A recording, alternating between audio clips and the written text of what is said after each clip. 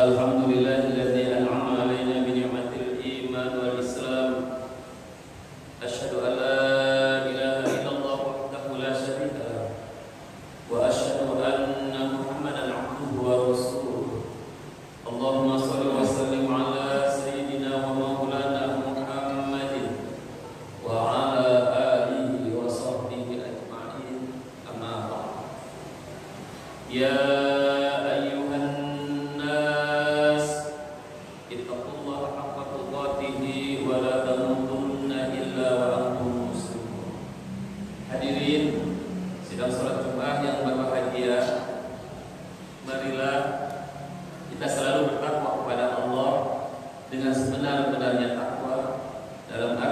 menjalankan segala perintah-perintah Allah dan menjauhi segala larangan-larangannya.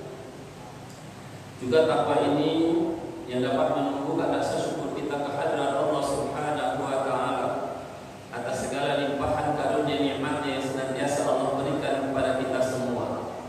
Alhamdulillah, berkat karunia nikmat Allah tersebut, siang hari ini kita begitu ringan melangkahkan kaki kita menuju ke masjid ini dalam rangka melaksanakan kewajiban kita, yaitu sholat Jumat secara berjamaah.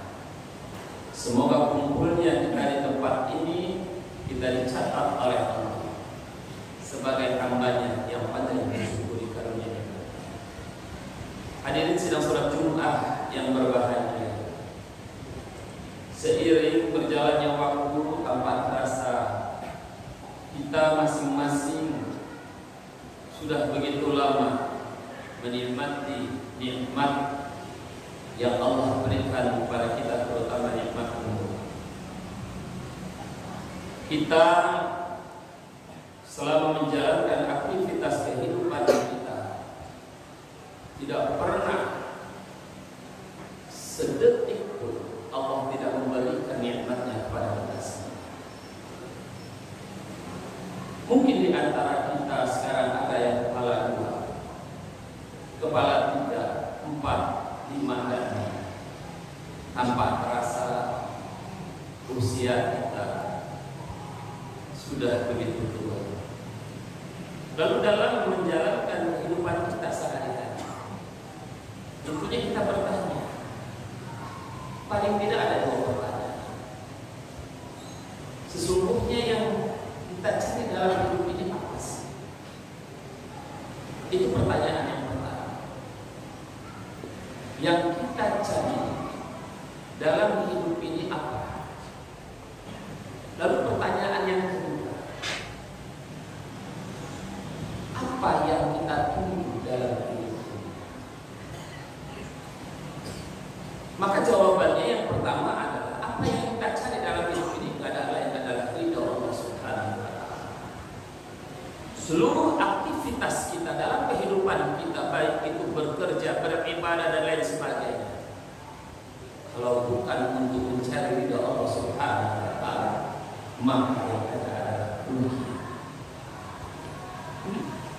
Tapi apapun bentuk pekerjaan kita, apapun bentuk perbuatan kita, sholat kita, ngaji kita, puasa kita, sedekah kita, haji kita, mencari rezeki semata-mata untuk mencari ridha Allah,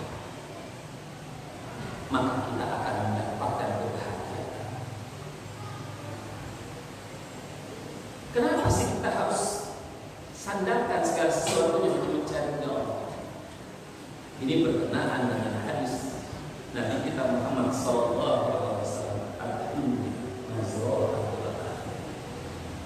Dunia itu ladangnya akhirat.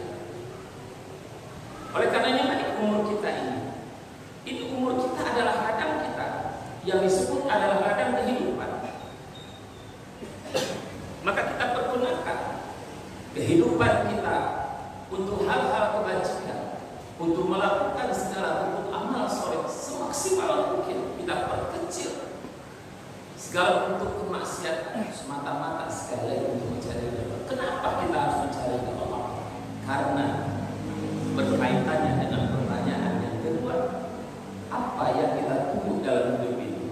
Semua manusia, semua makhluk yang ditunggu dalam hidup ini adalah sebuah kematian. Kita hidup cuma untuk menunggu mati. Nah, dalam kehidupan di ujung kematian inilah yang harus kita isi dengan kebaikan. Sebab apa? Kematian bukan sesuatu yang segalanya. Begitu manusia meninggal dunia, selesai sampai di situ tidak. Dia akan dibangkitkan lagi, dia akan dihidupkan lagi. Celakanya kehidupan yang akan datang itu adalah bentuk pertanggungjawaban kita tentang kehidupan kita sebelumnya, kapan saat ini. Maka alangkah indahnya kematian seorang yang beriman kepada Allah Subhanahu wa Ta'ala. Dijelaskan dalam satu hikayat bahwa orang yang beriman yang taat kepada Allah pada saat sedang sakaratul maut akan didatangi dengan dua malaikat, di mana malaikat ini membawa kain sutra, di mana kain sutra itu sudah ditaburi wangian, bentuknya masya Allah subhanallah. Lalu didatangi orang yang beriman ini yang mau sakaratul maut ini, dicabut nyawanya, dipisahkan ruh dari raganya, seperti rambut yang ada di tepung, seperti rambut yang ada di sabu, begitu mudahnya diangkatnya. Sambil malaikat berucap, ya ayyuhan nafsul mutmainnah, irji'i ila rabbiki radiyatan mardiyah, angka ila rahmatillahi ta'ala wa ridwanihi.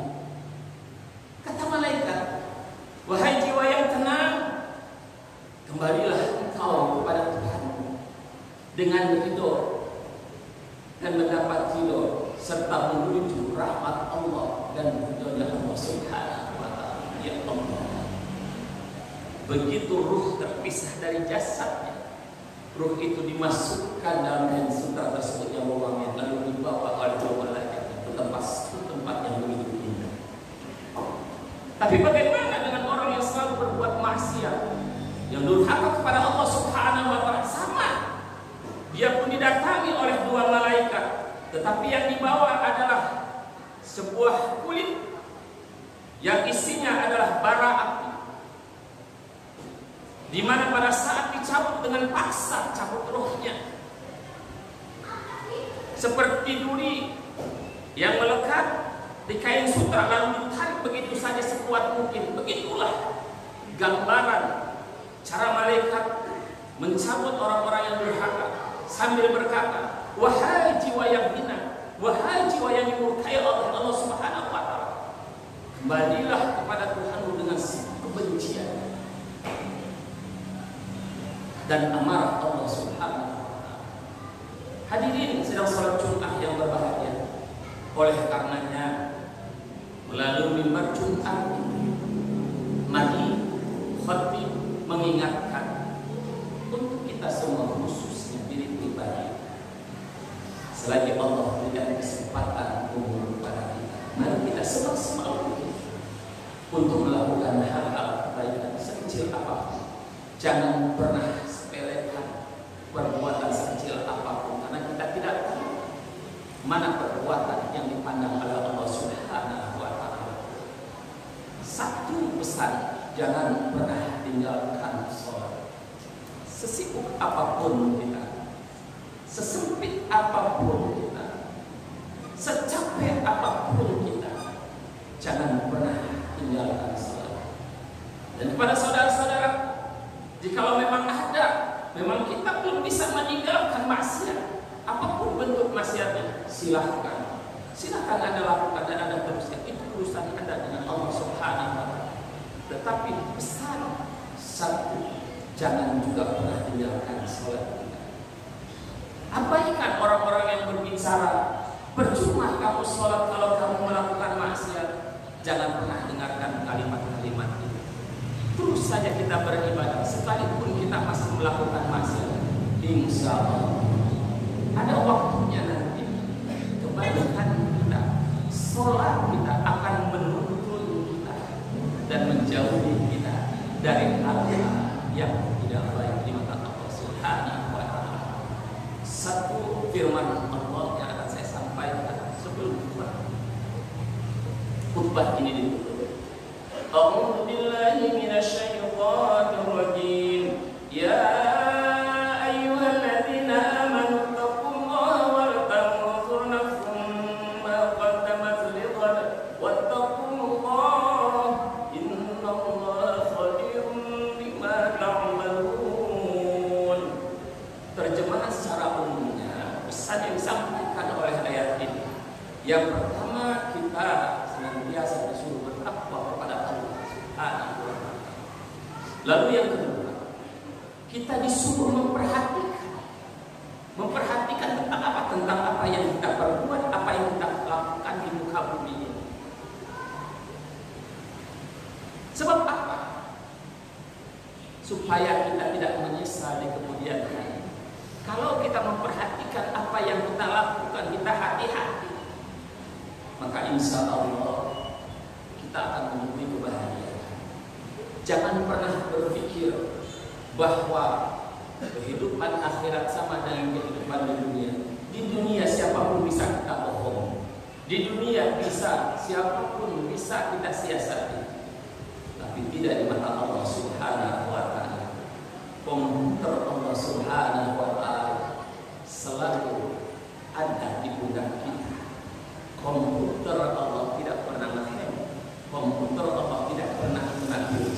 Itulah Rabbul Alamin. Oleh karenanya hati-hati dalam menjalankan aktivitas kehidupan kita. Kita perlu